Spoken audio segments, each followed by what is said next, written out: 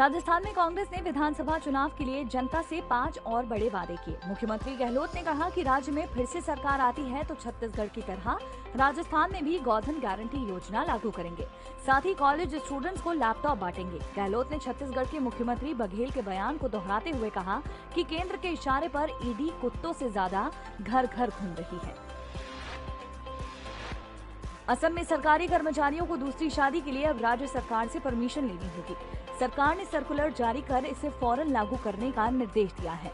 नियम के मुताबिक कोई भी सरकारी कर्मचारी जिसकी पत्नी या पति जीवित हो वो सरकार की अनुमति के बिना दूसरी शादी नहीं कर सकता, भले ही धर्म या पर्सनल लॉ के तहत उसे ऐसी शादी की अनुमति हो। नियमों की अनदेखी करने पर कर्मचारियों पर कानूनी कार्रवाई की जाएगी।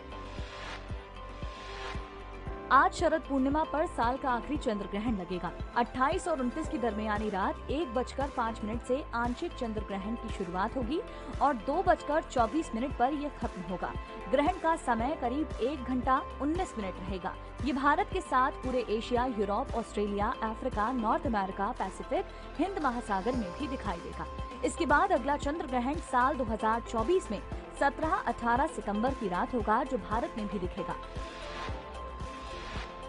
टाटा ग्रुप भारत में आईफोन बनाएगा। एप्पल की सप्लायर विस्ट्रॉन की फैक्ट्री के अधिग्रहण की डील फाइनल हो गई है। टाटा ग्रुप ने Wistron Infocom manufacturing India private limited को करीब 1000 करोड़ रुपए में खरीदा है। केंद्रीय मंत्री राजीव चंद्रशेखर का कहना है कि 2.5 साल के अंदर आईफोन की मैन्युफैक्चरिंग शुरू हो जाएगी। इजराइल हमास जंग के 21वें दिन इजरायली आर्मी ने हमास के 5 सीनियर कमांडरों को मार गिराया। इनमें हमास इंटेलिजेंस का डिप्टी हेड शादी बारूद भी शामिल था। जंग के बीच यूएन ने कहा कि गाजा को जितनी मदद की जरूरत है उतनी मदद नहीं दी जा रही है। अब तक सिर्फ 84 ट्रक राहत सामग्री पहुंची है। वहां रह रहे 23 लाख लोगों के लिए ये बेहद ही कम है। जंग में अब तक करीब 8700 लोगों की मौत हुई है। इनमें गाजा के 7326 लोग शामिल हैं। अब वो खबर जिस पर रहेगी हमारी नजर। राहुल गांधी 2 दिवसीय छत्तीसगढ़ दौरे पर रहेंगे। इस दौरान वे चुनावी रैली को संबोधित करेंगे। देश के 37 स्थानों पर प्रधानमंत्री रोजगार मेले का आयोजन होगा। प्रधानमंत्री मोदी वीडियो कॉन्फ्रेंसिंग के जरिए 51,000 युवाओं को नियुक्ति पत्र बांटेंगे। साथ ही युवाओं को संबोधित करेंगे। ये खबर जरा हटके है। यूपी के बदायूं में एसडीएम ने एक मामले में राज्यपाल आनंदीबेन पटेल को पेश होने के लिए नोटिस जारी कर दिया। इस पर राज्यपाल सचिवालय ने कहा कि राज्यपाल को इस तरह से समन नहीं भेजा जा सकता और कलेक्टर को एसडीएम के खिलाफ कार्रवाई करने के निर्देश दे दिए। दरअसल शिकायतकर्ता चंद्रहास का कहना है कि उसकी चाची कटोरी देवी की जमीन को शासन ने अधिग्रहण किया था। इसका मुआवजा किसी और को दे दिया गया। ऐसे में शिकायतकर्ता ने अपने मुकदमे में पीडब्ल्यूडी अधिकारी और प्रदेश की राज्यपाल आनंदीबेन पटेल को अपना पक्षकार बनाया था। जानते हैं शेयर मार्केट कैसा रहा।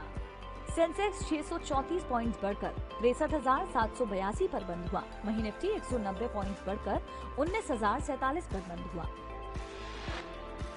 आज के दिन का इतिहास। आज ही के दिन 1886 में अमेरिका के न्यूयॉर्क में स्टैच्यू ऑफ लिबर्टी का इनॉग्रेशन किया गया था। ये अमेरिका और फ्रांस की दोस्ती का प्रतीक है। ये स्टैच्यू जुलाई 1884 में फ्रांस में बना था। फ्रांस से अमेरिका लाने के लिए इसके 350 टुकड़े किए गए और 214 बॉक्स में पैक किया गया था। स्टैच्यू को पेरिस से न्यूयॉर्क पहुंचाने में करीब 4 महीने का वक्त लगा था।